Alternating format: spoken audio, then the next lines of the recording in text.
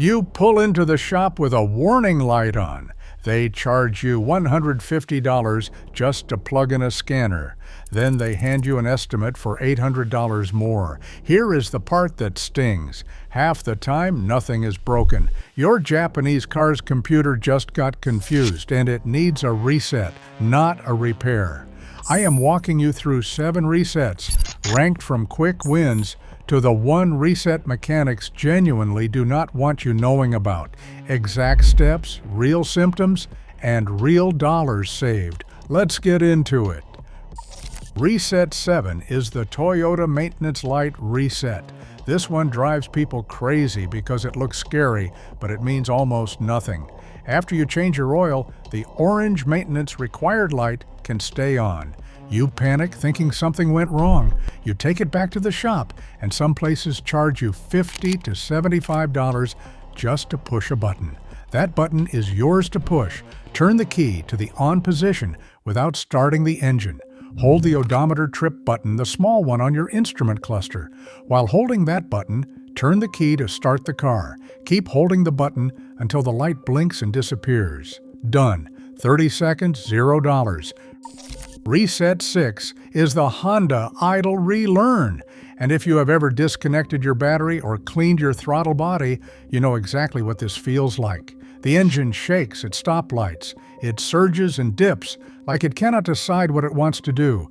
That is your Honda's engine control unit searching for an idle baseline it no longer has stored. The fix is dead simple. Start the engine cold and let it idle completely undisturbed, no air conditioning, no radio, and do not touch the gas for 10 full minutes.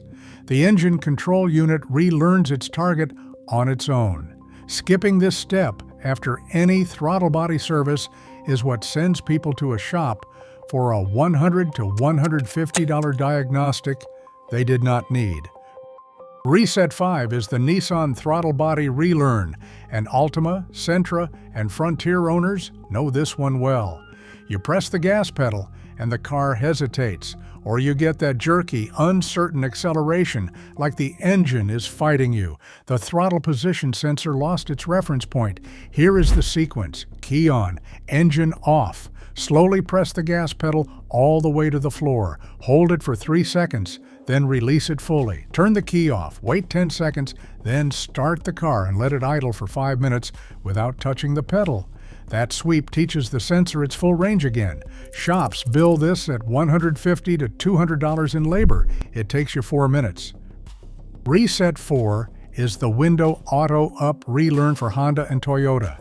It catches people completely off guard after a battery swap. The one-touch window feature just stops working. The window goes down fine, but it will not auto up. Dealers call this an electrical diagnostic, and they charge $80 to $120. Here is what you actually do. Hold the window switch all the way down until the window is fully open, then hold it for 2 extra seconds. Pull the switch up to close the window and hold it for 2 more seconds at the top. Done. The module raindexes its travel limits and your auto up is back. Those 4 resets are the easy money. Now we get into the resets most owners never try, and that's exactly why the savings here are so much bigger. Reset 3 is the ECU Hard Reset, and this one applies to every Japanese brand: Toyota, Honda, Nissan, Mazda, Subaru, all of them. The check engine light comes on, or the car drops into limp mode and won't push past 40 miles per hour, or the transmission starts shifting rough out of nowhere. You haven't hit anything, you didn't change anything, but the car is behaving like something is seriously wrong. Here's what's happening. Your ECU, the brain of the car, builds up learned data over time. Fuel trims, idle targets, shift points. When a weak battery event happens, or you run a tank of bad fuel, or a sensor glitches, the ECU can lock in bad data and just keep using it. The car isn't broken, it's running on corrupted memory. The fix is a full power drain. Disconnect both battery cables, positive and negative. Then touch the 2 cable ends together for 30 seconds. That drains the residual charge sitting in the system's capacitors and forces the ECU to lose its stored memory completely. Reconnect both cables tightly, start the engine, and let it idle for 10 full minutes without touching the throttle. The ECU rebuilds from factory defaults. Before you do this, write down your radio preset code and note that your power window memory will reset too. Those are the only inconveniences. The upside is clearing $200 to $400 in diagnostic fees for problems that weren't real faults in the first place. Reset 2 is the transmission adaptive memory reset, and this is the one that feels like a transmission problem but usually isn't. CVT systems and conventional automatics on Honda and Toyota learn your driving patterns over time, how aggressive your starts are, how you handle highway merges, and your typical stop-and-go rhythm.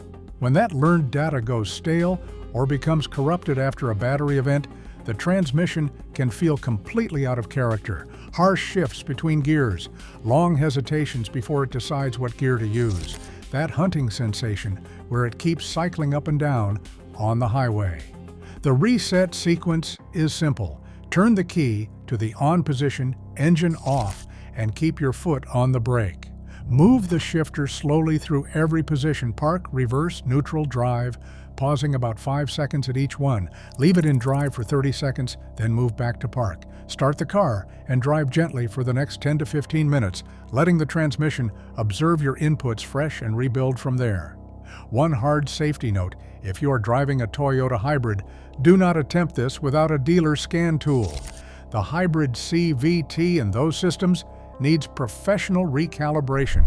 For other Honda and Toyota automatics and CVT systems, this reset can save you $300 to $600 that shops bill as transmission reprogramming. Reset 1 is the immobilizer and key fob resync, and this is the reset that genuinely feels like magic when it works. You turn the key and nothing happens. The security light flashes on the dash, and the engine will not even attempt to crank.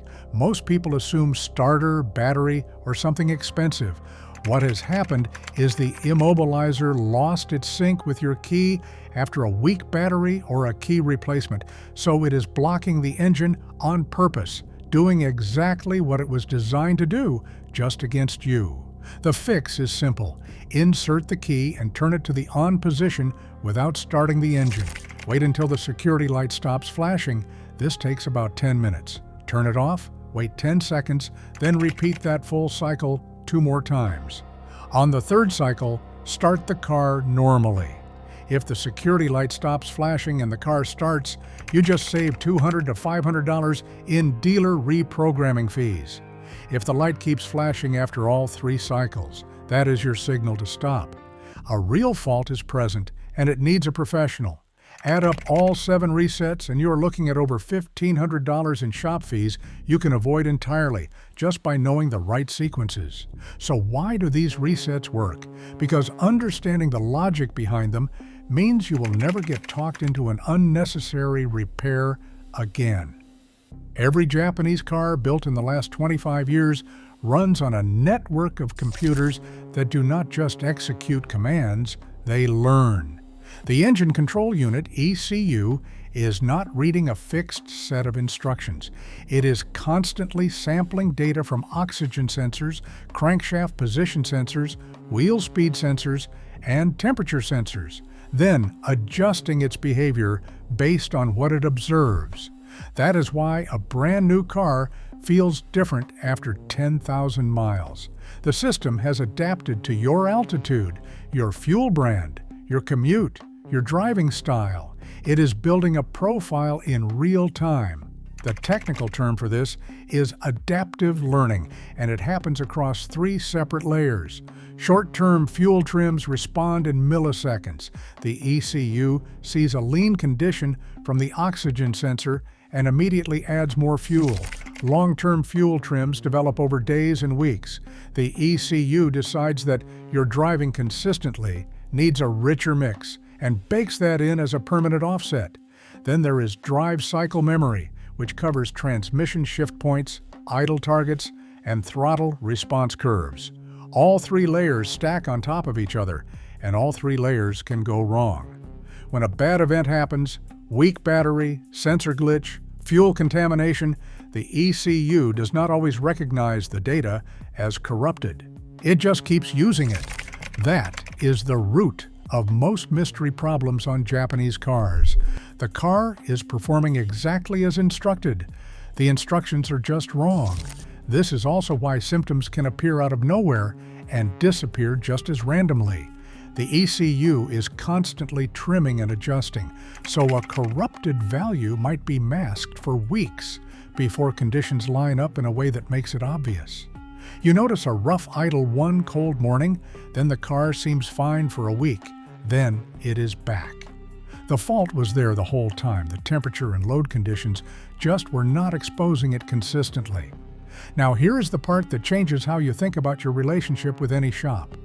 When a technician plugs in a scan tool and reads a fault code, that code tells them which sensor triggered an alert, not what caused it.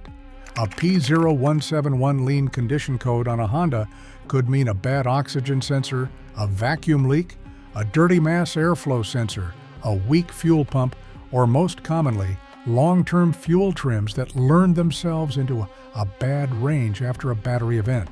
A scan tool cannot tell the difference between a real failure and corrupted adaptive data. Only a reset can. And that is information most shops do not volunteer, because a reset takes 2 minutes and a diagnostic billable takes 90. The reason Japanese cars are particularly responsive to these resets comes down to how Toyota, Honda, and Nissan designed their ECU architecture. These systems were built with wide adaptive windows, meaning they are allowed to learn across a broader range of values than most European platforms. That design choice makes them more forgiving of marginal components and varying fuel quality, which is part of why a well-maintained Camry or Accord can run past 200,000 miles without major engine work. But that same wide window means the system can drift further before triggering a hard fault. So you end up in a gray zone where the car runs badly, the scanner shows nothing definitive, and the shop defaults to parts replacement to cover its bases. Knowing that your ECU's adaptive memory is resettable, and knowing when to reset it before throwing parts at a problem puts you in a completely different position. You are not walking in blind. You are walking in with a diagnostic step the shop skipped. Run through all 7 of these resets in sequence before you authorize any repair on a Japanese car, and you will know with certainty whether you are dealing with corrupted software memory or an actual hardware failure. That distinction alone is worth every cent of the money these resets save. Your Japanese car is smarter than most mechanics want you to believe, and now you know how to talk to it. Drop a comment below and tell me which reset fixed your problem. I read every single one. If you want the next layer of do-it-yourself saves, watch Japanese Motor Vault for more money-saving tips. Subscribe so you never miss an opportunity to save.